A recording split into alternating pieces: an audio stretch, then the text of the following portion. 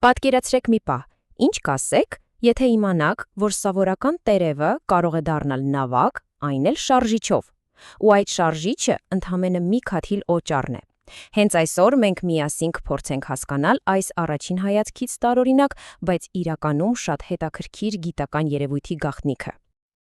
Դե լավ, հիմա ամենակարևոր հարցը, իսկ ինչպես է դա ընդհանրապես հնարավոր։ Այսինքն, ոնց կարող է մի քաթիլ սովորական օճառը բավականաչափ ուժ ստեղծել, որ մի ամբողջ առարկա ջրի վրայով շարժվի։ Հենց սրա պատասխանն էլ մենք փորձելու ենք գտնել։ Կարող ենք ասել, որ սա մի տարօրինակ տեխնոլոգիա է, որը կարող է հեղափոխություն անել համաշխարհային նավագնացության մեջ։ Չէ, դե լավ, իհարկե կատակ եմ անում։ Բայց գիտեք, այս կատակը շատ լավ է ցույց տալիս, թե ինչքան անսպասելի ու զարմանալի կարող է լինել ամենապարզ ֆիզիկան։ Ուրեմն ամեն ինչ սկսվեց մի շատ պարզ մտքից, եկեք տեսնենք, թե ինչի է ընդունակ այս երևույթը իրականում։ Խնդիրը պարզապես տերևը լողացնելը չէր, այլ հասկանելը, թե որքան հեռու կարելի է գնալ այս օճառային շարժիչով։ Եվ այսպես սահմանվեցին մի քանի հիմնական հարցեր, որոնց պատասխանները պետք էր գտնել։ Օրինակ, կարող է արդյոք այս օճառե նավակը շրջադարձ անել։ Կամ որքան հեռու կգնա, եթե ուղին շրջանաձև լինի։ Էլի կարևոր հարց, որ նավակի ձևն է ամենալավը աշխատում։ Ու վերջապես, ինչքան արագ կարող է այն գնալ երկար ուղիղ ճանապարհով։ Լավ, բայց մինչև բուն փորձարկումներին անցնելը, եկեք հասկանանք, թե որն է այն անտեսանելի ուժը, որն այս ամենի հետևում կանգնած է։ Այնպես որ պատրաստվեք ֆիզիկայի մի փոքրիկ, բայց հավատացեք շատ զարմանալի դասի։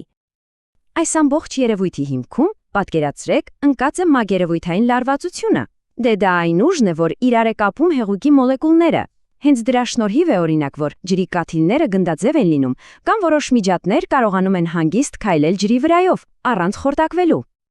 Հիմա ինչ է տեղի ունենում, երբ մենք այդ ջրին օճառ ենք հավելացնում։ Ահա թե որտեղ է ամբողջ հնարքը։ Տեսեք, սովորական ջուրը ունի բարձր մակերևութային լարվածություն, այնքան ուժեղ, որ նույնիսկ կարող է թղթի ամրակը իր վրա պահել, բայց հենց որ օճառ ենք հավելացնում, այդ լարվածությունը կտրուկ ընկնում է։ Ջուրը կարծես թուլանում է, ու ամրակն էլ միանգամից սուզվում է։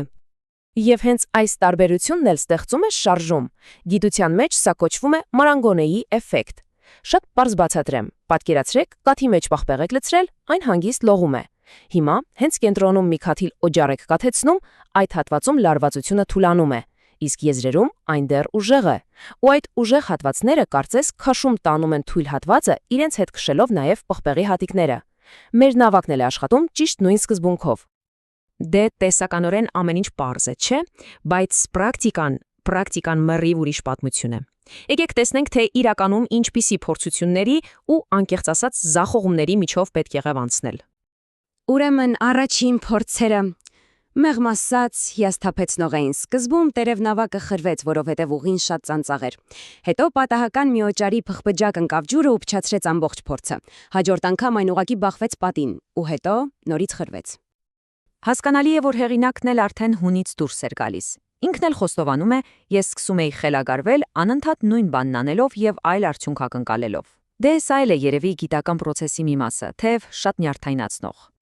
Հետո ծնվեց հաջորդ թվում էր թե հանճարեղ գաղափարը կառուցել հատուկ փայտե ուղի ու այն պատել այդ հայտնի գրեթե առասպելական ֆլեքս սիլով։ Պլանն էր ստանալ կատարյալ անթերի չկաթող մակերես, հույսերը իհարկե շատ մեծ էին։ Բայց իրականությունը շատ ավելի դաժան գտնվեց։ Ինչպես հեղինակն է ասում, ես ուղղակի սարսափի մեջ էի, երբ հասկացա, որ ողջ կյանքում ինձ Flex Seal-ի պրոպագանդայով են կերակրել։ Պատկերացնում եք, նույնիսկ 2 շերտ քսելուց հետո ուղին դեռ կաթում էր։ Լավ, բայց ամեն ձախողում մի նոր դաս էր։ Ու հիմա եկեք անցնենք ամենահետաքրքիր մասին, այն պահերին, երբ վերջապես ստացվեց գտնել ճիշտ լուծումները ու հասնել իրական բեկման։ Ամեն ինչ սկսվեց մի տարօրինակ դիտարկումից։ Վաղ փորձերից մեկում պենոպլաստից սարքած նավակը անընդհատ խորհրդավոր կերպով թեքվում էր մի կողմ։ Իրոք, կարծես ինչ-որ կախարդանք լիներ։ Ու դա իհարկե կարող էր տապալել ամբողջ փորձը։ Բայց պարզվեց, որ կահարադանքը իրականում ֆիզիկա էր, այսպես կոչված մենիսկի էֆեկտը։ Բանն այն է, որ նեղ տարաներում ջուրը կարծես բարձրանում է պատերի վրայով, ու մակերեսը մի քիչ կորանում է, իսկ լողացող առարկաներն էլ բնականաբար ձգտում են դեպի ամենաբարձր կետը, այսինքն դեպի կենտրոն, ու սա հասկանալը արդեն հսկայական առաջընթաց էր նավակը կառավարելու համար։ Այստեղից էլ եկավ հաջորդ կարևոր եզրակացությունը. նյութը չափազանց կարևոր է։ Տերևները պարզվեց շատ անկանխատեսելի են։ 3D տպիչով ստացված նավակները չափից դուրս ծանր։ Իսկ ահա պենոպլաստը պարզվեց, որ իդեալական տարբերակն է եւ թեթև, եւ կայուն։ Եվ այսպես, բոլոր դասերը քաղված են, բոլոր սխալներ ուղղված։ Հասել ենք ամենահետաքրքիր մասին։ Եկեք տեսնենք հաղթական վերջին փորձերը, որտեղ ամբողջ այս տանջանքը վերջապես տվեց իր արդյունքը։ Առաջինը ուղիղ ուղու մարտահարավերն է։ Նպատակը անցնել 1 մետր։ Մինչ մենք կսկսենք մի պահ մտածեք ձեր կարծիքով, կհասցնի նավակը հասնել վերջնագծին, թե ոչ։ Եվ այո, պատասխանը դրական է։ Ընդամենը 9 վայրկյան պահանջվեց, որ նավակը անթերի անցնի 1 մետրանոց նշագիծը։ Նախորդ տասնյակ ձախողումներից հետո սա իհարկե իսկական հաղթանակ էր։ Բայց դեռ ամեն ինչ առջևում էր։ Մնում էր վերջին ամենաբարդ մարտահրավերը՝ կատարել 1 ամբողջական պտույտ շրջանաձև ուղու վրա։ Ու ամենակարևորը՝ առանց որևէ օգնության, առանց պատերին դիպչելու։ Ու հաղթանակի բանալին պարզվեց մի քանի կարևոր մանրուքների մեջ էր։ Նախ վերցվեց ավելի մեծ ու ծանր պենոպլաստ, որը մեկնարկը դարձրեց ավելի դանդաղ, բայց կայուն։ Հետո նավակը շատ զգույշ շարժվում էր եզրով, ու վերջապես պահպանվում էր դանդաղ, բայց շատ հաստատուն արագություն մինչև վերջնագիծ։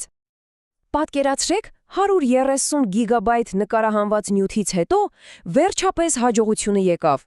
Միայն այս թիվը արդեն իսկ բավական է հասկանալու համար, թե ինչքան մեծ ջանք ու համառություն է պահանջվել այս առաջին հայացքից պարզ հարցի պատասխանը գտնելու համար։ Այսպիսով, տեսնում եք, մի սովորական տերևից ու օճառից սկսված ճանապարհը մեզ բերեց ու հասցրեց ֆիզիկայի բավականին հետաքրքիր խորքերը։ Եվ սա իհարկե ստիպում է մտածել, էլ ինչ այսպիսի թաքնված ֆիզիկական օրենքներ կան մեր շուրջը, որոնք մենք կարող ենք բացահայտել, օգտագործելով ամենասովորական առօրյա իրերը։ Իրականում գիտությունը ամենուր է, պարզապես պետք է մի քիչ ավելի ուշադիր լինել։